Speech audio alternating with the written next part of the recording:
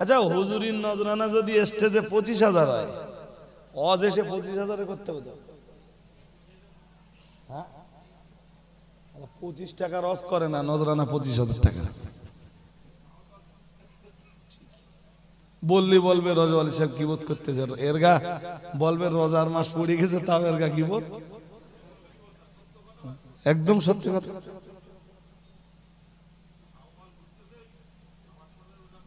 ইস, কিচ্ছু নেই ওয়াজে, কিচ্ছু নেই। সেই নূহ নবীর যুগে যে ওয়াজ করতো, আজও সেই ওয়াজ করে।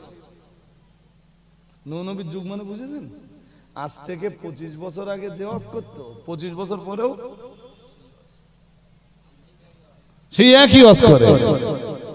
তাই তো রাগ করে বলেছি 25 টাকার ওয়াজও করে না। নজরানা কত লিখে রেখেছে, রাহা খরচ সর্বমোট রাহা খরচ 25,000, জমা 5,000, বকেয়া 20,000। বকেয়া আমার এমন হুজুর আছে, সকাল হলে ওই 20,000 ঝেড়ে দিতে হবে, তারপর হুজুর যাবে। আগে দেখে নেবে যে মাল ঢুকেছে কিনা। আচ্ছা, আপনাদের জ্ঞান বুদ্ধি বিবেক কি বলে? এটা মাল কামাই হলো না ধর্ম প্রচার হলো? আগে মাল দেখে নিচ্ছে, যদি মাল ঠিকঠাক ঢুকে থাকে তাহলে যাবে, আর যদি মাল না ঢুকে থাকে তাহলে যাবে না। তাহলে এইটা মাল কামাই না ধর্ম প্রচার?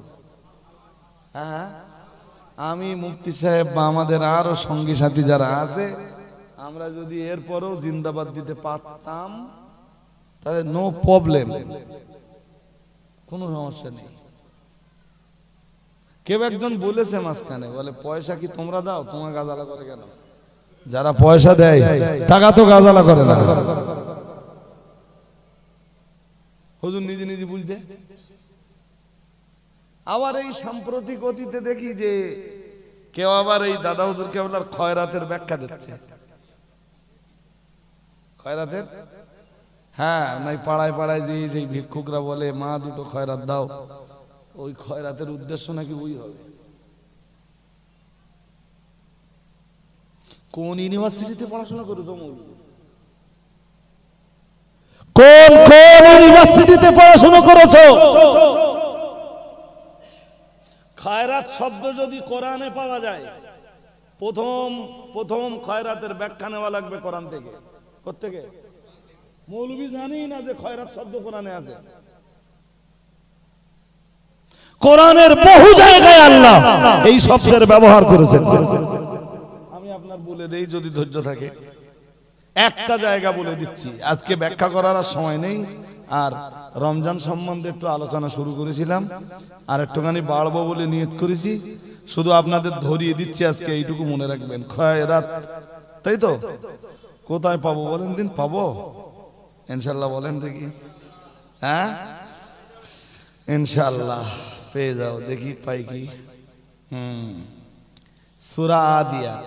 সূরা আদিয়াত মানে 30 পারা হবে? হ্যাঁ না বলে না, একদম 100 নম্বর সূরা। কত নম্বর সূরা? ওর পরে এখনো 14টা সূরা আছে। কোরআনের 114টা সূরা, তো এটা 100 নম্বর সূরা। ক নম্বর? 100 নম্বর সূরার সূরা আদিয়াতের এইটা 8 নম্বর আয়াত। ক নম্বর? কি আছে দেখে নেন। ওয়া ইন্নাহু লিহুব্বিল খায়রি লাশাদীদ। আর একবার পড়ি দেখবেন খায়ের শব্দটা আসবে। কি আসবে? খায়ের। ওয়া ইন্নাহু লিহুব্বিল খায়রি লাশাদীদ।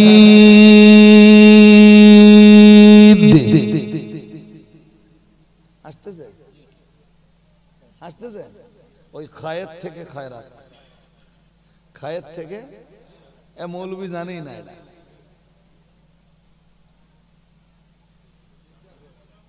এ খাইরের মাল হলো, এ খাইরের অর্থ হলো এই যে মাল। এ খাইরের অর্থ কি? মাল। আর মৌলভী ওই দিক ঘুরিয়ে দিচ্ছে যাতে নিজেদের রাস্তাটা ক্লিয়ার হয়। রাস্তাটা তা লোকেরে বোকা বানিয়ে হুজুর মানুষের কাছে হয়তো বাঁচা যাবে, কিন্তু আল্লাহর আদালতে হিসাব তো দিতেই হবে না, দিতে হবে না? এটা সবাই বলেন দিন জোর করে, দিতে হবে না? তা আল্লাহ, ও হুজুর, আল্লাহর কাছে কি হিসাবটা দেওয়া বলো দিন। এই ক্ষয়ের শব্দ আল্লাহ কোরআনের এক জায়গায় ব্যবহার করেননি, কোরআনের বহু জায়গায় ব্যবহার করেছেন। আর এক জায়গায় আছে, শুনুন।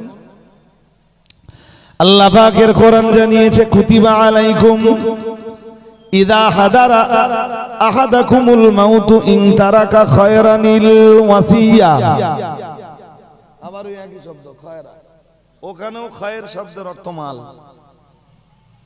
দাদা হুজুর কেবলার 16 নম্বর ওসিয়াত নামে কি আছে বলুন তো? কারোর মুখস্থ নেই? কেউ বলতে পারবেন না? আলেমের এলেম ও পীরের পীরত্ব যেন খয়রাত পাওয়ার উদ্দেশ্যে না হয়। আলেমের এলেম ও পীরের পীরত্ব যেন কিসের উদ্দেশ্যে না হয়? মানে মাল কামাই করার উদ্দেশ্যে যেন। এখন সেই খয়রাত শব্দ ঘুরে ওই দিকে যাচ্ছে। অথচ কোরআনের বহু আয়াত প্রমাণ করে যে খায়রাত শব্দের অর্থ হলো মাল। খায়ের বা খায়রাত শব্দের অর্থ কি? বলুন বলুন। মাল। যেখানে কোরআন বলছে খায়ের শব্দের অর্থ মাল, সেখানে মৌলবীর কোনো ব্যাখ্যার অবকাশ, মৌলবীর কোনো ব্যাখ্যা করার অবকাশ থাকে? কোন ইউনিভার্সিটিতে পড়ায় এসব মৌলবীগুলো? এইসব জিনিসগুলো না ধরে খিচুড়ি স্কুলে ভর্তি করে দেওয়া দরকার। যে ওখান থেকে তুই শুরু কর, আবার নতুন করে একটু পড়াশোনা কর, তারপর স্টেজ উঠে কথা বলবি। জানিস না বুঝিস না স্টেজ ওটার কি দরকার?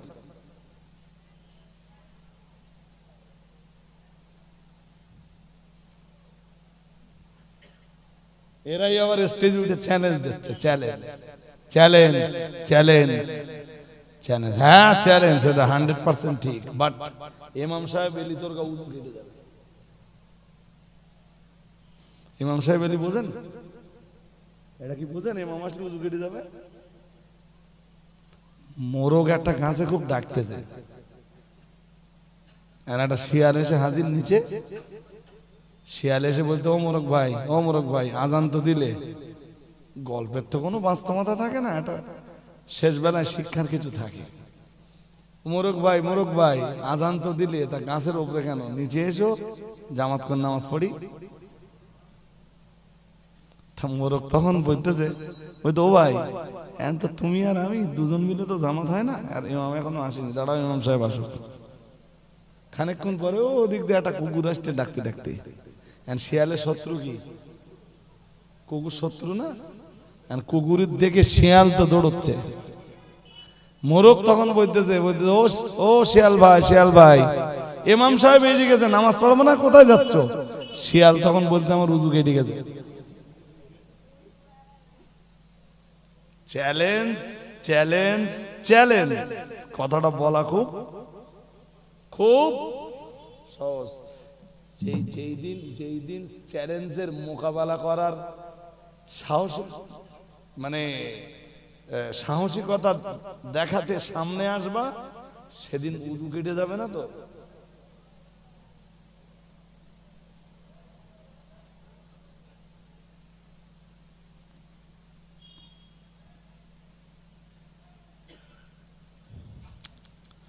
হাজরিনে মজলিস,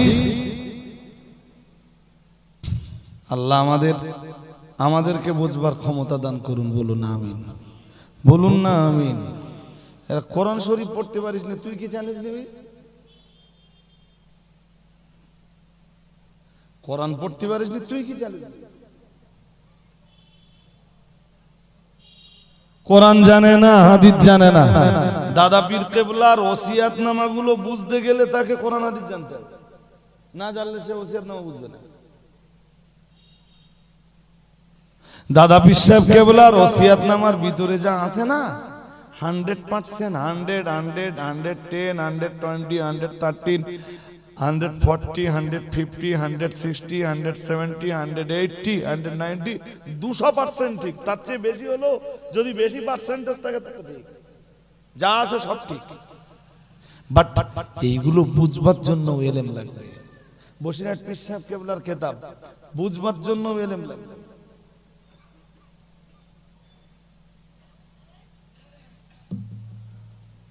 আল্লাহ আমাদের বুঝবার ক্ষমতা দান করুন, বলুন আমিন, বলুন না আমিন। চলছে সমাজে, চলছে, সমাজের মানুষ অ্যাকসেপ্ট করছে, করতে থাকবে, করুক, নো প্রবলেম। আপনি অন্য কাউকে জিন্দাবাদ দিলে আমি আপনার নামে গালি দেবো না তো, আমার জবানকে আমি কেন কুলুষিত করব? তবে এক শ্রেণীর মানুষকে দেখছি ভাই, এই আমার যেমন কত নম্বর যে ব্লক লিস্টে দেওয়া আপনি ভাবতে পারবেন। আমি 61 ফোনটা কাছে এখন নেই কেন? এক সময় এত পরিমাণ গালি দিয়েছে মানুষ। আমি রক্ত মাংসের দেহ তো, হ্যাঁ, সবসময় তো মেজাজ একরকম থাকে না, থাকে, কথা বলে থাকে। হয়তো কেউ দুটো কথা বললো, আমি হয়তো দুটো কথা বললাম, কে জানি মুখ ফুসকে কিছু বলে ফেলবো না তো। 61 ফোনটা বাদ দিলাম, ফের নতুন একটা সিম নিলাম, সেই সিমটা নিয়ে ইভেন দেখছি সে ভাষায় বলা যাবে না। তো এখন কেউ গালি দেওয়া শুরু করলে যেই বুঝতে পারি একদম কথা বলি না তো, একদম যেই বুঝি যে লাইন খারাপ, সঙ্গে সঙ্গে লাইনটা কেটে দে, কি বলে, ব্ল্যাক লিস্টে ফেলে দে, নাম্বারটা পুরো ব্লক করে দে। তুই আরো 5টা নাম্বার থেকে করলু, সেই নাম্বার সব ব্ল্যাক লিস্টে চলে যাবে, নাম্বার ব্লক করে দে।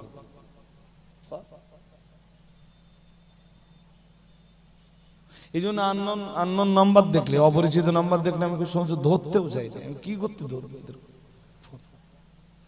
গাল শুনলেও তো আমার গোনা হবে। ও গাইল দিচ্ছে, ওর ভয় হচ্ছে না, ও গাইল দিচ্ছে, আমি ভাবছি যে আমার শুনলেও হ্যাঁ। এরা কোন পীরের ভক্ত আর কোন হুজুরের মুরিদ এ তো মাথায় ঢোকে না। তবে পীর 2-4টে আছে না দেশে, বিরাট গাইল টাইল দেয়, হ্যাঁ না কিছু বলে না, এরম পীর 2-4টে আছে তো, বিশাল গাইল দেয়, হুরিস সর্বনাশ। সে কোথাতে ঢোকাচ্ছে, কোথাতে বার করতেছে, লজ্জা লজ্জা লজ্জা।